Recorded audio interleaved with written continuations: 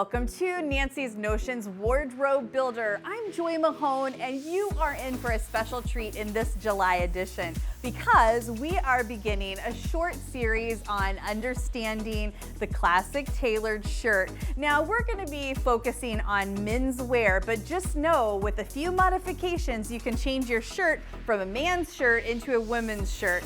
We are going to study all aspects of creating the tailored shirt, from the tailored collar, the button placement, how to do a simple rolled hem, and the placket and shirt cuff. You're in for a great time as we study these areas of sewing.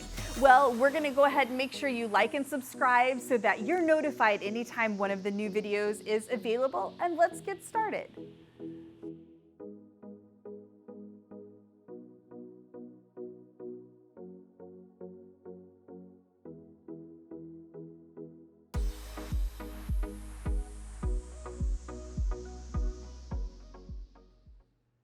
Well, in this lesson, number 2, we are going to focus on component sewing. And the classic shirt is a key design that really features component sewing. And what that is create one part of the garment, create another part, and then join them together. So we have a sleeve component area, and we have a collar component and the body. So in this lesson, we are going to focus solely on the collar component.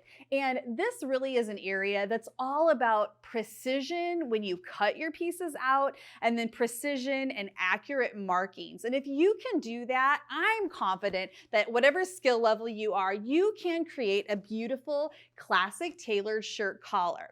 We're not focusing on speed yet. We want to understand the components and how it's put together. Now, real quick, based on what pattern you're using, your pattern may have you create this collar separate and then attach it to the shirt, which is what we are going to do in this lesson.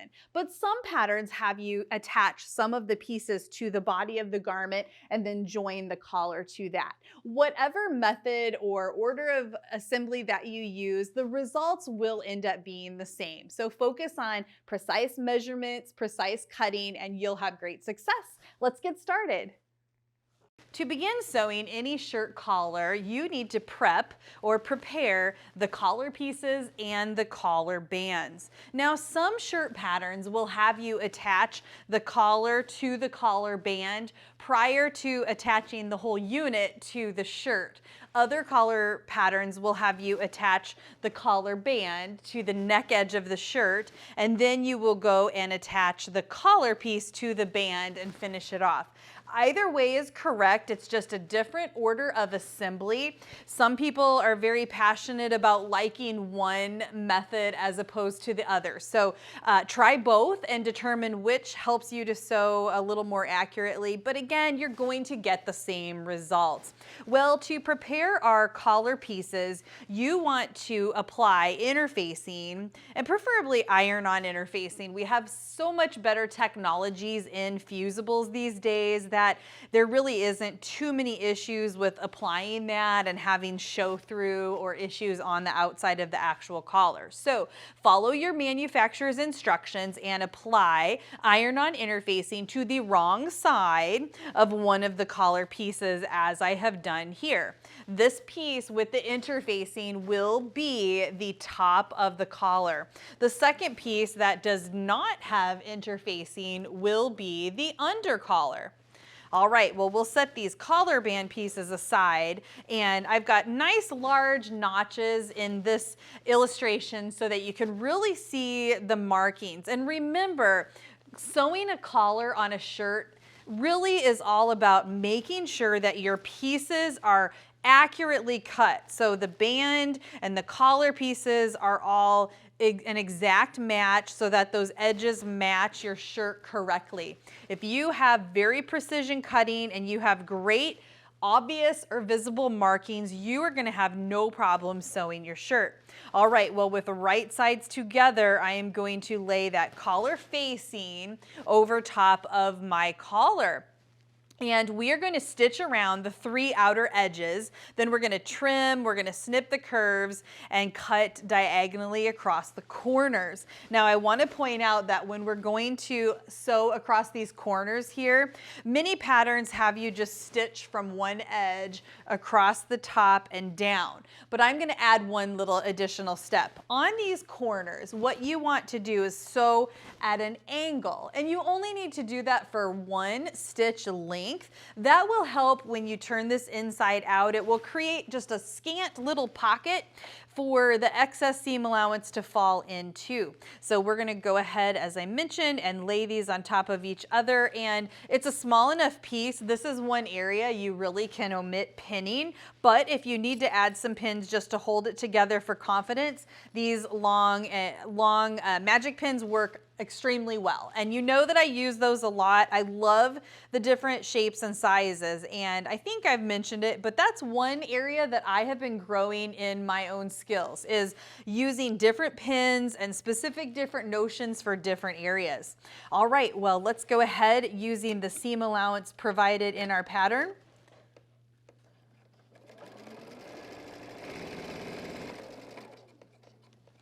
All right, I'm going to stop at the corner. I'm going to lift my presser foot and angle at about a 45-degree angle, and I'm going to just turn my hand wheel 1 stitch.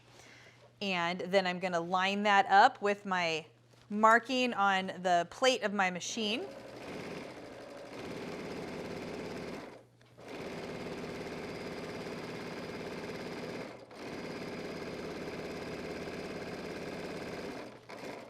All right, as I come to the other side, lift my presser foot, turn, angle 1 stitch and 1 stitch only, and then we're going to complete the opposite side. Now, one thing that I like to do, and you probably do this too, again, as I mentioned, your shirt collar really is all about accuracy. So we're going to go ahead and trim across the top. We're going to trim our seam allowance down. And before I trim this, what I quite often will do, but you can do it after you trim as well, especially if it's sewed as nice as this fabric did. And you will find different fabrics will sew these collar pieces and have entirely different results. You wouldn't think that your fabric would play as big of a deal, but it really can. So I'm going to fold this in half and just match those stitching lines, and I'm just double checking that this is completely symmetrical left to right, and this looks really great. I know that I stitched accurately, and we're going to have a great collar piece.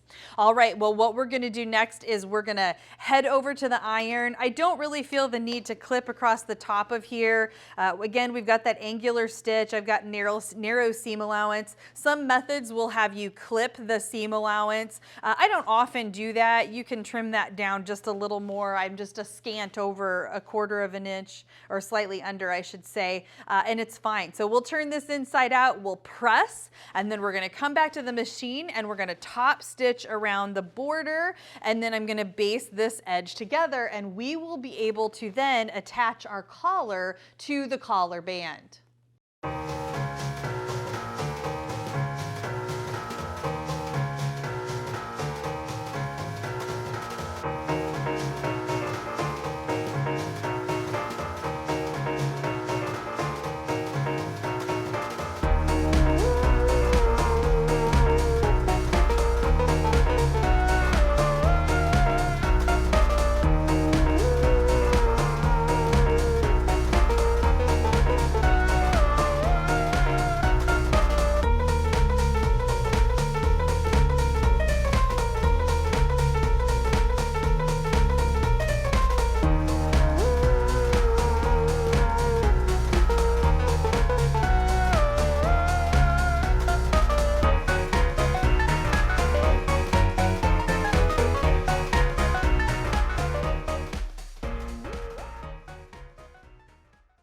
we are ready to now create the collar band, and it's done really in the same fashion that we created the collar. We are going to put fusible interfacing on the collar stand, and then we're going to turn the long edge under 5/8 of an inch and press lightly. And then we're also going to have the corresponding piece that does not have interfacing. This will be the facing, or you might call it or consider it the lining or the inside of the collar. One thing I want to point out about turning this edge under, I have always found that patterns usually call for you to turn that under 5/8 of an inch. And I usually do it just a little less than what the pattern calls it for, because quite often you need just that scant amount to cover the seam when you're stitching that down in the completion of the collar. Additionally, if you didn't need to do that, you can always roll it under a little bit, but that way you're not getting to the inside and it's not completely covering the seam allowance. So just a little extra little tip that I follow. Again, sometimes you don't know what your pattern calls for, so that might be a good help to you.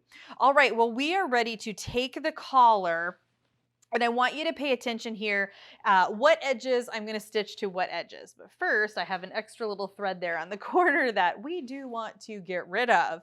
All right, well, with right sides together and matching the notches, we're going to pin and tack the collar to the stand or the collar band facing. Now remember, the facing is the piece that does not have the interfacing, so I'm going to set that aside. All right, now this is kind of an iridescent fabric, so it really is a bit reversible, but make sure that you're following the order of layout of the pieces. So the right side of your facing is going to be facing up. And then what you're going to do is you're going to have the right side of the collar is also going to be facing up. And think of it this way. When this is stitched into the garment, all right, this would be the inside of the garment. And what do? But you fold the collar back, all right?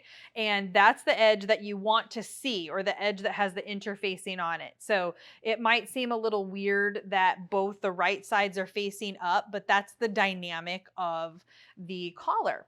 All right, now there's a little bit of a curve or a contour to the inner edge. And remember, we've got these nice large notches so that you can really see that. So I'm going to match the notches. And remember, a collar success is really about accuracy in your marking and your cutting and your pinning even. And I'm going to use a little shorter, the regular size pin length, and I'm going to stick the pins straight up and down, and then I'm just matching the edges of the collar.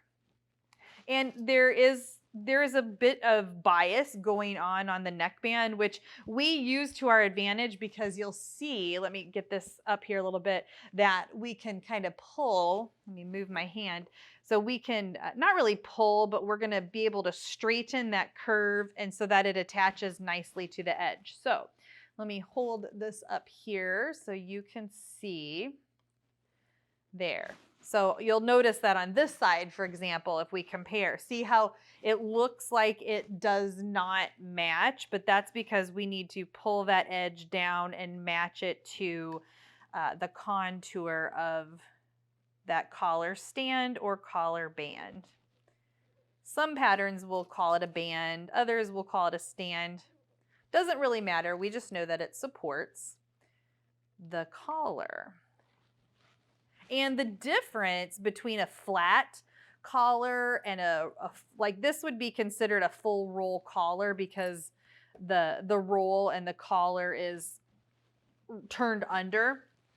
A flat collar is going to lay flat on the body of a garment, and it's not going to have any sort of stand like this.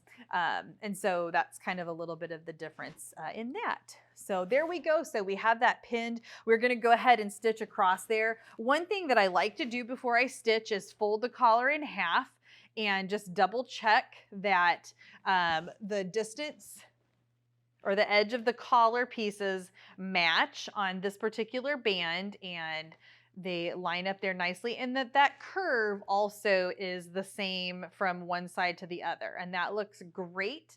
So I'm not worried about one side being longer or shorter.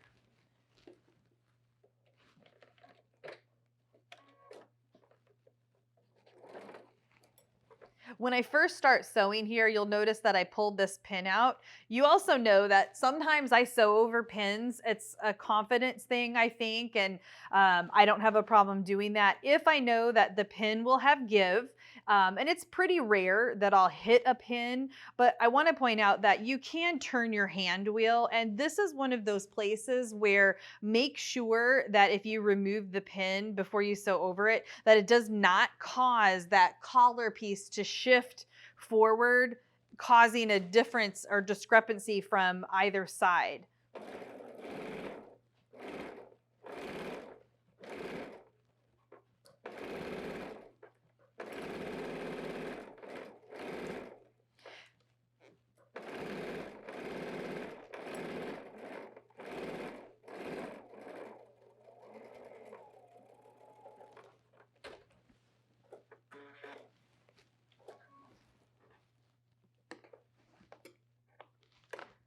All right, and so now we have the collar attached to the collar facing.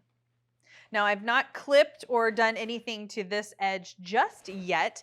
The next thing we want to do is we're going to make a sandwich, and we are going to place the collar stand, or the interfaced one, right over top, lining up all those notches. You'll see those again right here. And I'll kind of anchor that and then make sure from one side to another that everything lines up correctly. So we'll put a couple pins in there. You'll notice when we place this on here that that folded edge is turned up because we're going to want to stitch this edge on this piece of fabric or the facing to the neckline edge of the garment. And then this will wrap around and that folded edge will then cover that seam allowance. Now, as we get ready to sew these contours on here, there is one problem that a lot of sewers have in that what is the shape that we stitch right here? And if you follow the seam allowance of your pattern, that's going to give you whatever shape that your pattern indicates or has planned. Now this one has the normal curve to it. We know we'll put a button there, but there are some collar patterns that come to an angle and then they don't include a button in the upper area. The biggest thing you want to do is just make sure that you are following the contour and that the curve here matches the one on the other side.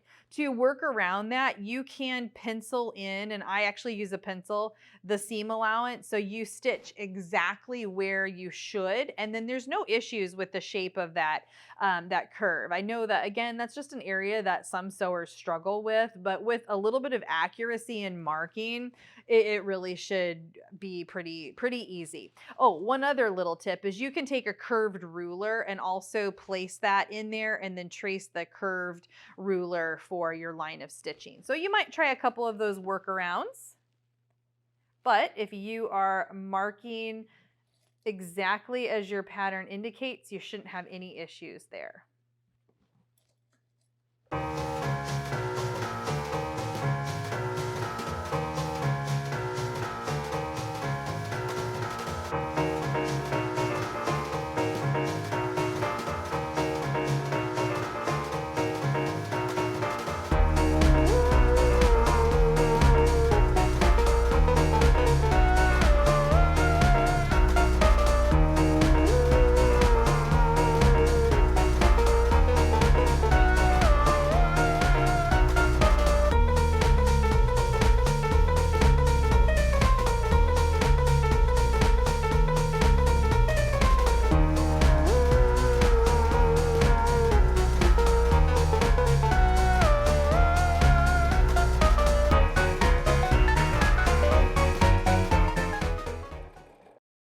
Well, we're making great progress on our collar. So we've attached the collar to the collar band, and just another checks and balances for accuracy is I fold my collar in half and make sure that the length of the collar is the same from either side. I also check the contour of the curve so that it is also the same around either side. And I also make sure that that folded under edge, and you won't really be able to see that too well here, but where I have that folded under, that matches here. There we go. We'll hold it right there. Right there, that matches from either side. And that helps me know that when I place this on the garment that it will, again, just be precise and have accuracy. Another kind of fun thing to do at this point is to fold the collar down, and you can turn this under, and it just gives you a little bit of a peek into what that collar is going to look like on the garment.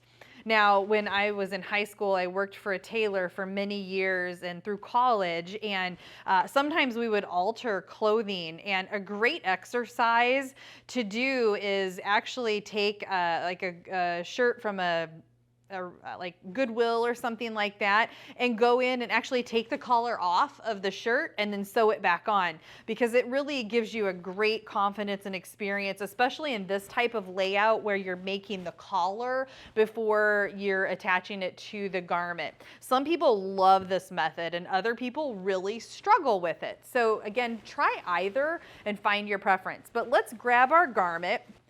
The next thing we're going to do is take the body of our garment, and we are going to attach this collar unit or component to the body of our garment.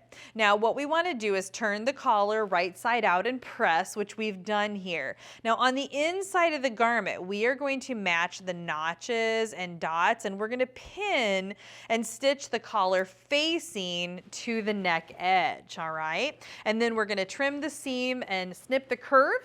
And then the next thing we're going to do is flip it right side out, and then we're going to overlap this to the edge, and then we're going to top stitch, and the collar portion of our shirt is done. It really is that easy. So let's grab the facing. Remember, the facing is the piece that does not have interfacing, and we're going to pin that. And again, we've got these great large notches here so you can see them. I know it looks like they're kind of staggered here because we've got a couple pieces overlapped, and we're going to use the shorter pins to contour the neckline. Those will all be trimmed off of there. Great for kind of illustrative purposes. That was an idea of one of my students, so I thought I would try that out. And I'm going to clip a little thread here. And the easiest thing to do is grab one edge of the shirt and line up your folded under piece. And then we're going to utilize the bias of the garment and just put a little tension right there and see how that collar band fits nicely in there. Now, if you're working with a pattern you've never done before, you're not familiar with the designer, or if you are making your own pattern designs, what you're going to want to do to refine or test your pattern before you sew it is line up the collar band edge with the neck opening and make sure that they measure the same length. Occasionally, now I do a lot of my own pattern design, but in the past when I've tried some commercial patterns from various designers, you will get collar bands that do not match the contour of the neckline, and then the problem is that it doesn't fit and you get ripples and bumps in, or gathers or tucks in your collar. And really it should fit in there just pretty precisely. All right, well, I'm going to continue pinning this, and then I'm going to trim my curve, and I'm going to fold this under and top stitch that down.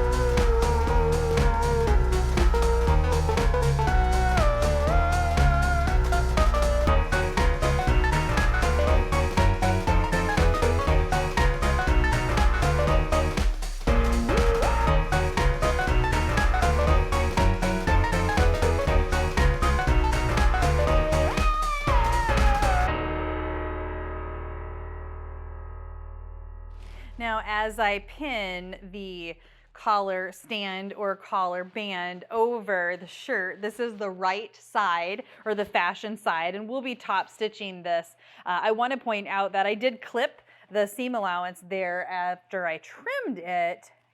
What you'll find in commercial sewing patterns is that they typically will have a 5/8 of an inch seam allowance.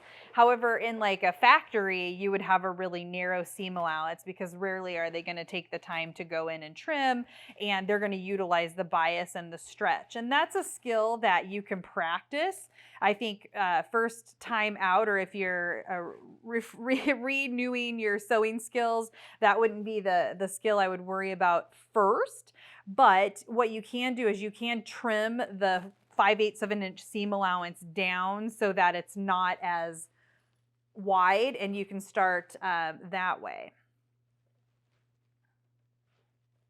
Well, we'll get a few more pins in here, and then we're just going to top stitch around the collar stand or collar band, and you will have made a beautiful professional looking shirt collar.